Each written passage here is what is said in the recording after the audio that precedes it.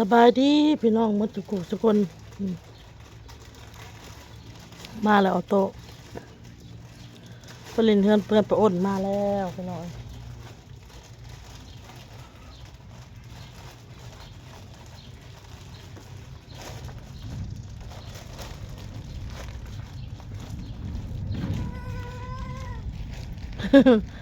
มาเพื่อนยังใส่มาพี่ก้อนลูก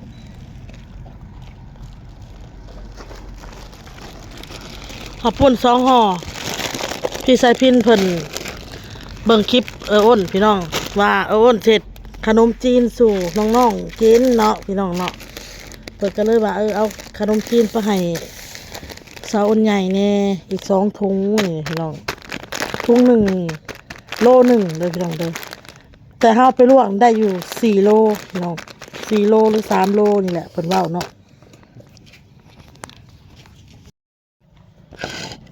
กินส้มก่อนพี่น้องมะขาม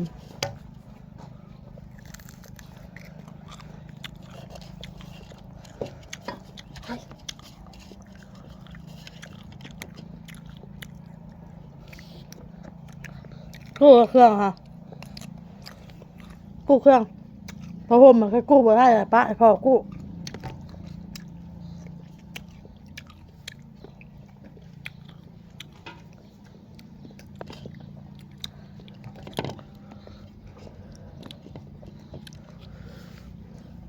เจ็บคอพี่น้องกินอยากกินจันนะให้มันซื่นนะซื่นปากโตสวัสดีครับมาเลยสวัสดีครับสวัสดีครับทุกเป็นอะไรพี่น้องทุกสวัสดีครับสวัสดีครับสวัสดีได้ไหม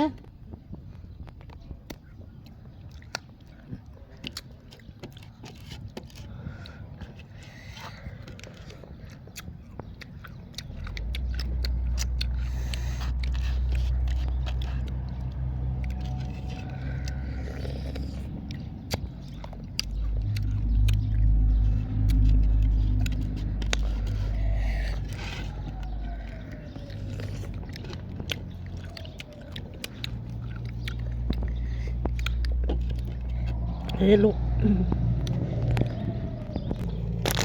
เป็นเบิ่งคลิปไปอ้นนะพี่น้องเห็นอ้นเราจะสิเฮ็ดน้ำยาขนมจีนเพิ่นก็เลยให้อ้น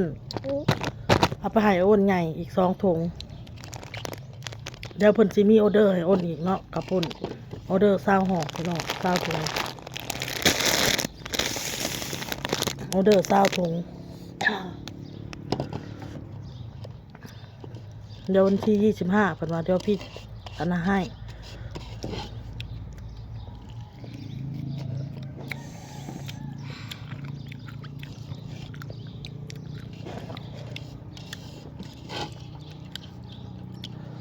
ตกนะตก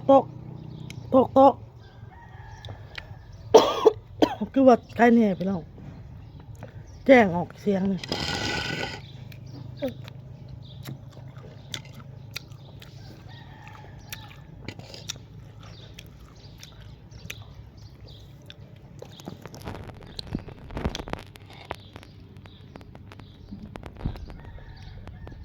กินชมน้ำแม่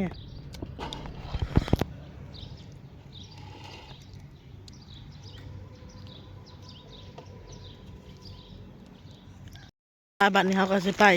เพื่อนป้าอ้นกันพี่น้อง สมพี่น้องให้มันซื่นในคอนสมนาวสมขาม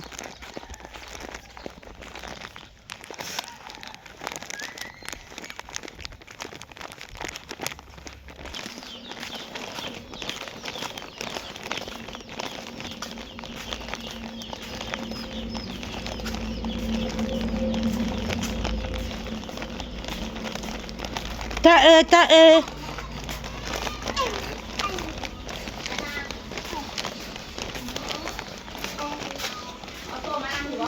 มาเลยเอาข้าวปุ้นมาให้อีกแล้วพี่ชายพินแล้วว่าเราเบิ่งคลิปเจ้าได้ยินเจ้าว่าเสร็จน้ำยาขนมจีนให้น้องๆกินเราก็เลยว่าเอามาให้พี่อ้นด้วย2 ห่อ จ้ามื้ออื่นเนี่ยทางน้ำจริงขอบคุณจ้านี่ช่วยกันเด้อ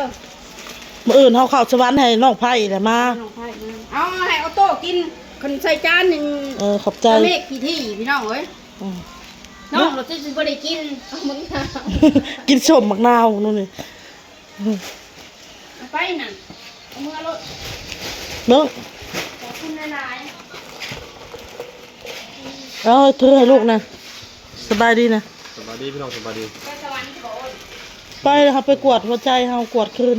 สบายดีแน่สองผัวเมียนี่ สบายดีสบายเด้อบ่ นั่งไหน สบายดี เราว่าเบิ่งคลิปเห็นอ้นใหญ่จะทำขนมยาขนมจีนว่ะเอาไปให้ มื้ออื่นพุ่นแหละ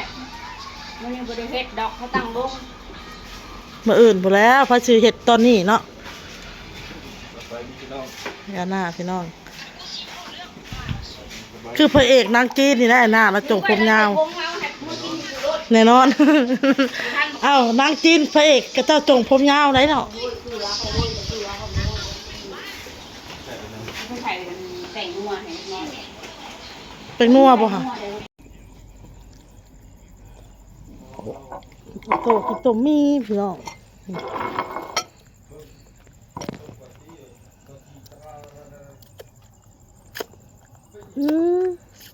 แซ่บบ่ลูกแซ่บพี่น้อง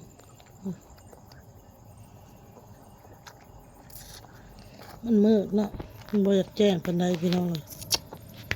อยากมืดกินลูก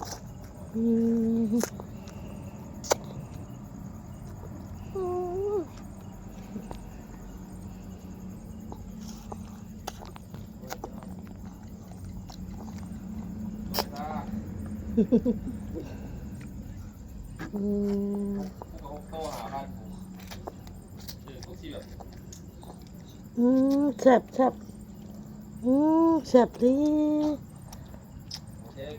กินน้ำนี่ลูกนี่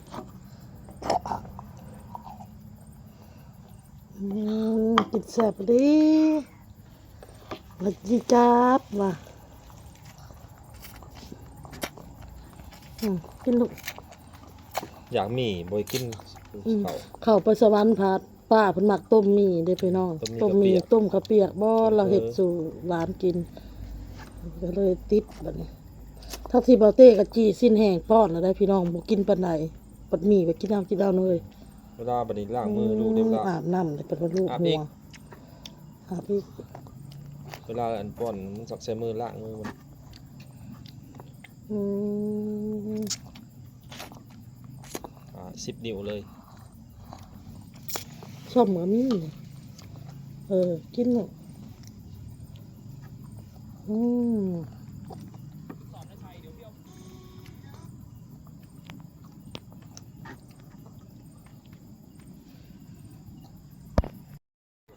พี่น้องคลิปนี้อ้นก็อยากข